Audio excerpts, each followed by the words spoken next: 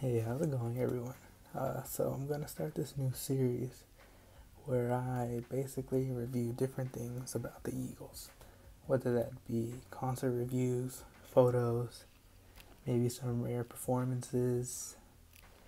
We never know, but I'm definitely gonna have some rare things on this channel, on this series where I review different things of the Eagles. Uh, I do have a lot of memorabilia from the Eagles. But I left it at home because I'm in college right now. So I only brought a few of my Eagles items here with college to me. And I also bought some while I was up here in school. I recently just bought this album off of eBay that has probably about 50 pages worth of Eagles memorabilia full of concert reviews, news articles, photos, and ticket stubs. And there's one really rare item here, which is an original set list from a concert, which we'll be reviewing in this video. So to start off, I'm going to review some items from a specific concert, and that concert is when they played at the Philadelphia Spectrum in 1979. I believe they played there in November. I think they played there for 2 nights. I'm not sure. I'll upload some photos in this video. I'll put some photos of them playing at the Spectrum. But to start it off,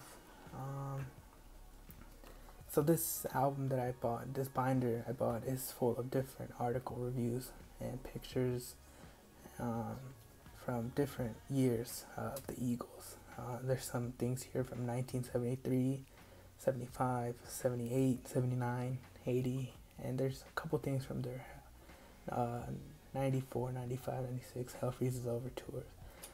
To start off, I'm going to do this, start with this Philadelphia Spectrum concert. So to start off, I'm going to start off with, I guess you can say, the most boring items that I have. Not boring, but the least exciting. So first off, we have this nice original photo of Glenn and Don Felder playing at the Spectrum. As you can see, Glenn's playing slide guitar on Old Black. For those of you that don't know, that's Glenn's signature guitar, the black one that he's holding, that he often referred to as Old Black, that he used in many of his songs that he wrote for the Eagles, like Already Gone, Those Shoes, King of Hollywood. He did use it in his early years of Take It Easy when they would perform it in the rockish style.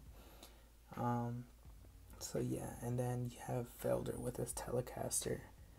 I'm not sure what song they're playing here, because the only songs that I know Glenn played slide guitar was Midnight Flyer, and that was in the early years, and this is 1979. Obviously, Randy Meisner is not here. It's Timothy, so I don't know what song they could be performing here, but one clue that tells me this might be Life's Been Good is Felder's Telecaster. Now, I know this is a black and white photo, but I can tell by the way his guitar is colored that this is his. I don't really know the name, but I've heard that. I think it's called a Frankentelli because it's very colorful. I'll leave a picture of it, a colorized photo of how it looks like. But I know Felder used that special Telecaster only for one song, which was Life's Been Good, when he would play it with Joe. But I don't really know or hear, could imagine why they would have a slide guitar in that song. I don't really hear it whenever I'm listening to the live version of it. But yeah, I mean, that's the only song that I know Felder used that Telecaster for. And I mean, maybe they're playing Life's Been Good, I'm not sure. But yeah, so this is a nice photo, definitely a rare one. I have never seen this photo before online. So yeah, so turning to the back, here we have an article review. So yeah, they played in November. It says it in the top right here. Yeah, I guess I'll read it. You guys can read it on your own, but I'll read it just for, sake of saving time. So here it says Eagles, The Spectrum, November 19th, by Barry Gutman. Don Henley and Glenn Frey, the Eagles' only remaining original members and primary singers and songwriters, are truly the heart and soul of one of America's most beloved bands. But this time out, the group sounded tired or bored or both. I'm going to stop there for a minute. I'm not sure if any of you, look at archives of newspapers or look at old concert reviews of the Eagles, but a lot of concert reviewers, they do not give a lot of credit to the Eagles, and that's because, well, as many of you know, the Eagles, they really, I don't want to put it in a bad way, but they really had no excitement in their shows. And by excitement, I mean that they really didn't experiment when it came to their live shows. Because, as you know, when the Eagles play live, their live performances sound exactly like the record version. And if you read concert reviews or articles, I'm pretty sure you've read that before. So I could see, this Barry Gutman, who's reviewing this concert, saying that they sounded tired or bored, probably because, they're playing it almost the exact same way that it was in the studio version. Now, personally, I don't think they're boring. When I listen or watch some of their vintage concerts, I think, they're doing what a rock band should do, have fun. But I guess to others, back then, when you compare the Eagles concerts to those of like Pink Floyd, Led Zeppelin, Yes, Jethro Tull, Bob Seger, those type of, Elton John, Queen, and they have, they're very theatrical with their performances. And then you compare it to the Eagles, who is just lights, and, that's all we need, just the lights. Let's get our guitars going, and, we'll let our music speak for our performance.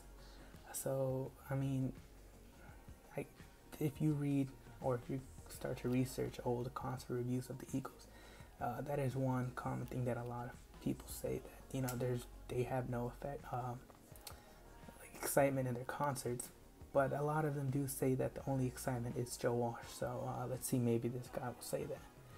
So Henley's woefully unassuming stage presence was disproportionate to his leading role.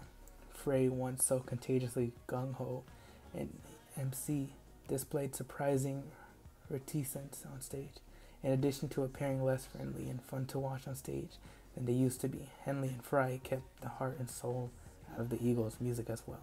Wow, so this guy, I'm guessing he's not a Henley and Frey fan. I mean, to say that Henley and Frey kept the heart and soul out of the Eagles' music, that is harsh. I mean, you're basically saying that Henley and Frey are, limiting the Eagles' success. But I think otherwise, without their songwriting skills, I don't think the Eagles would have been as big as they are now. I mean, yeah, they have Joe and Felder's guitar playing skills, but I mean, without lyrics, you can't really make a good song.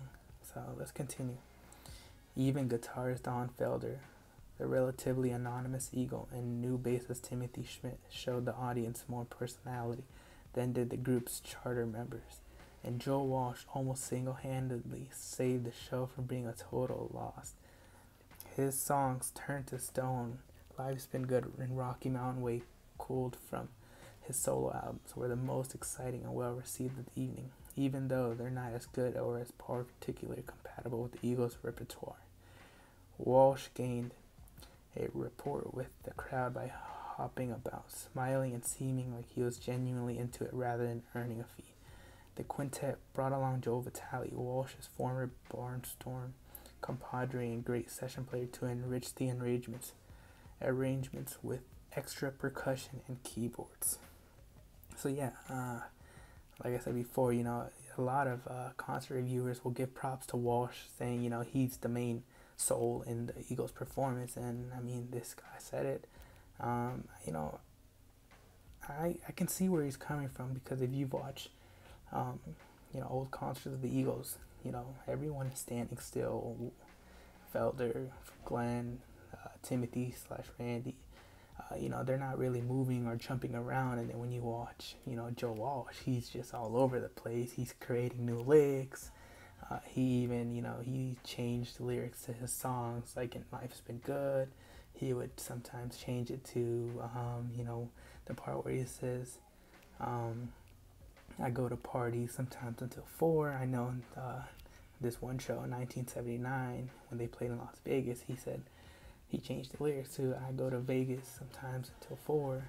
The crowd went nuts. And of course, you know, Rocky Mountain Way, he would always change.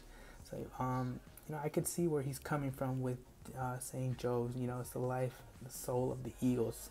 But, you know, I don't think that's a fair thing to say, when, you know, you have to realize that Glenn and Henley's songwriting abilities were just out of this world. You know, they were often regarded as the Paul McCartney and John Lennon of America. So, you know, I think this guy is really, he's very biased in my opinion. So let's continue with this. So this guy, I will continue where he was a great help to Henley. He was a great help to Henley, whose lead singing duties understandably made it difficult for him to drum at full power. But when Vitale played keyboards, especially in conjunction with Frey and Walsh, the music became a bit annoying. Instrumentally, the Eagles have always been the most effective as a guitar band, but the group's increased use of pianos and synthesizers seemed pseudo-sophisticated during this concert. Eagles concert used to provide non-stop excitement, but this one provided intermittent excitement at best. In achieving fame and fortune, the Eagles' music may have sacrificed feeling and fun. Frey and Henley are carrying their success around on stage like it was a burden. Well, this guy, he definitely doesn't like Don and Henley and Glenn Frey. I don't know what he has against them. But, you know, this is a common review that was made on the Eagles back then. So, I mean, you know, to each their own, but, you know, I can't say much other than, I guess there's some things I agree with, there's some things I do disagree with. So yeah, now let's go to the next piece of memorabilia from the Spectrum in 1979. Alright. So, here we have probably the rarest of all. I'll save the rarest for last. Okay, so here we have another article of the Eagles at the Spectrum. I guess I'll just read both. After nesting on their laurels for the past 3 years, the Eagles have once again taken flight on a mission to reestablish themselves as America's #1 rock band, and on the basis of the California group's reception during concerts at the Spectrum Sunday night and last night, attracting capacity crowds for each event. The public is more than delighted to have the Eagles back in business. The truth of the matter is that there has been little to equal the group's solid quality since the Eagles went on sabbatical a few years ago. During that period, New Wave slipped in, sporting a more primitive approach to rock as a protest against the relative sophistication of such veteran bands as the Eagles. Wow. So this reviewer, Jack Lloyd, is saying the Eagles are washed up. Basically, they're old schoolers, but I beg to differ. I think, you know, starting in 1977 till, you know, when they broke up in 1980, I think that's when the Eagles were at their peak and most popular. So I can't see why, you know, this Jack Lloyd is saying that the Eagles are a veteran band. That makes no sense. But, oh well. But with all due respect to the best of these new wave groups, the Eagles' powerful performance during the opening night concert made it quite clear why they will ride above the latest trend. The Eagles are simply one of the classiest rock groups in the world. The content of their current tour has been constructed without frills, in contrast to what we have come to expect as rock concerts. No smoke bombs, lasers, or exploding props, nor are the Eagles what one could call flash performers. Played against a bare background, the band showed up and proceeded to perform roughly 2 hours worth of their hits compiled since the group's formation back in 1972. Yeah, so like I was saying before, the Eagles were not known for being a theatrical group when it came to their concerts. They didn't have lasers, colorful lights, bombs.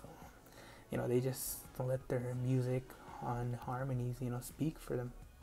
And I mean, that's like as you're reading here, they played well.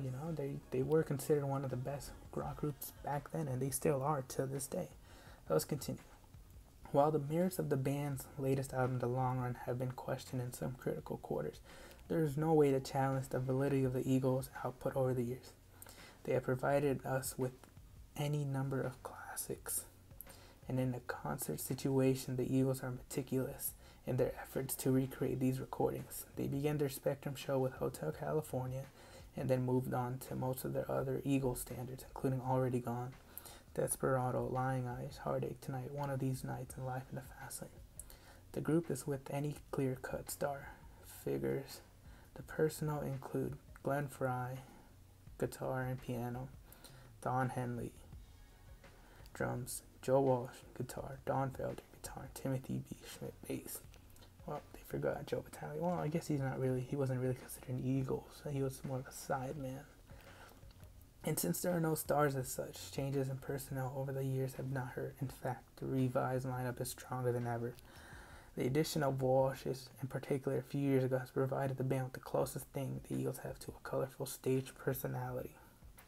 The band's strength is a nicely mixed blend of pleasing material ranging from a country rock bass to more progressive elements, potent performances.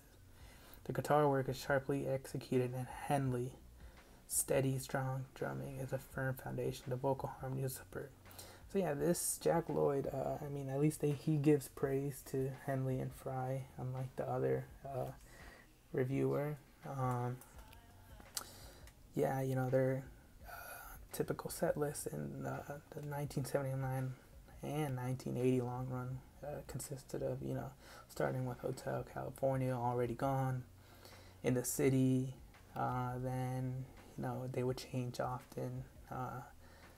After that, Lying Eyes, Heartache Tonight, One of These Nights, Life in the Fast Lane, The Sad Cafe, King of Hollywood, Those Shoes.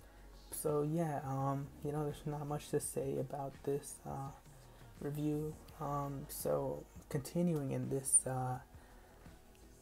piece of memorabilia, we have two ticket stubs from their concert at the Spectrum. These two are from their Sunday show, November 18th, 1979. These are originals. They're in very great condition. Some of the best ticket stubs that I've seen. So let's see what we can find here. So it looks like the show started at 8 p.m. Probably ended around 10:30ish. Tickets were $11.90 with tax $12.50. Wow, look at that. $12.50. You cannot find that price now. Tickets usually go for around $150 to $300. Depending, if you want to get front row seats. I know they're over $1,000. So let's see. Okay, so it looks like this person, whoever they went with, they were in level 14, section C, row 6, seat 1 and 2. Level 14, that's, if I'm thinking correctly, that's not that far away from the stage. That seems pretty close to me. Row 6, yeah, so these were probably some good tickets.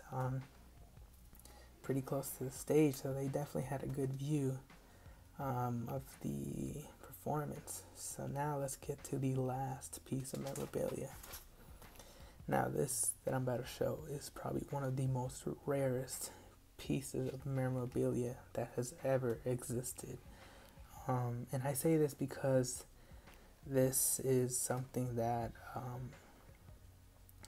wasn't, I guess you could say, wasn't easily obtainable.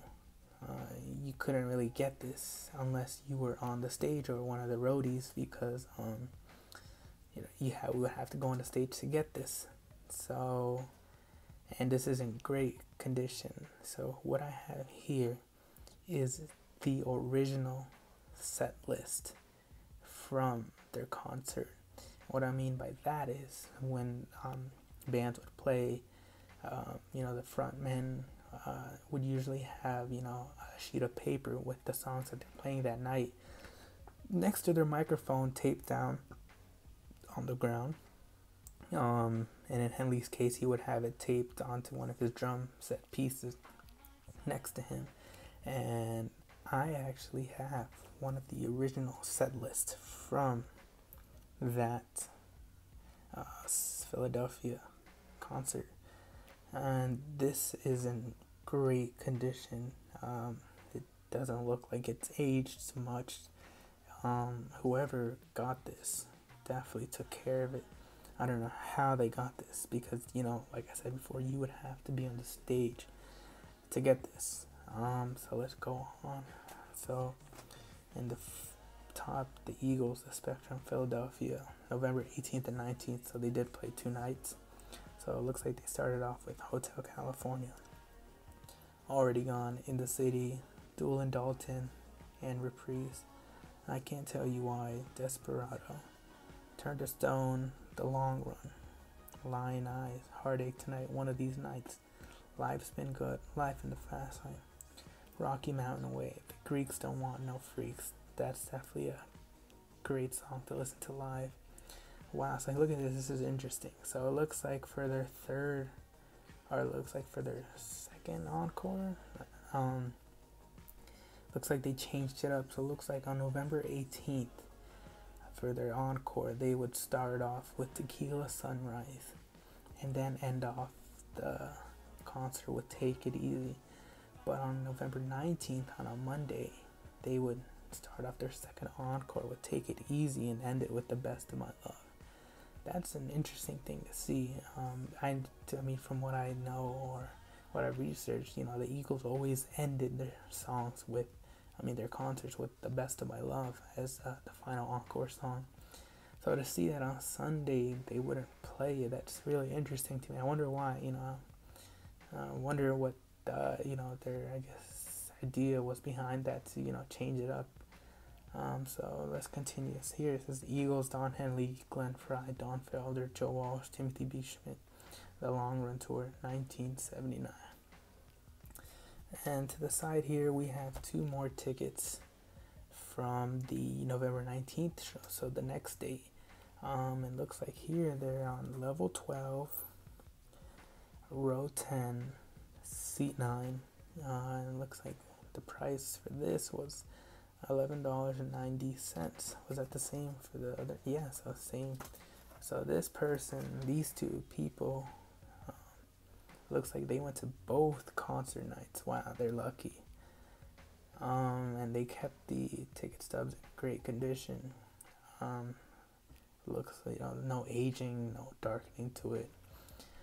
Wow, this is a very rare, nice piece of memorabilia to have. Definitely something, that could, go for a lot of money, but there's no way I'm selling any of this because this is just really rare that, you cannot find anywhere, that I have yet to see anywhere. So that looks like that's everything we have with regards to their concert at the Spectrum. Maybe let me check to make sure that there's nothing else. No, this is for the Spectrum. So yeah, it looks like that's all. So yeah, so like I said before, guys, this is a new series I'm gonna start with regards to the Eagles, where I'll be just reviewing different things about them. In this particular episode, I reviewed their memorabilia from their concert at the Spectrum. Maybe I'll do, a review of one of their performances, or another concert review like this of another concert. I do have several other news articles and reviews from different concert dates in this binder, and I also have some other memorabilia that I bought online coming in the mail. So if you have any other suggestions of what I should do, recommendations, ideas, feel free to comment down below.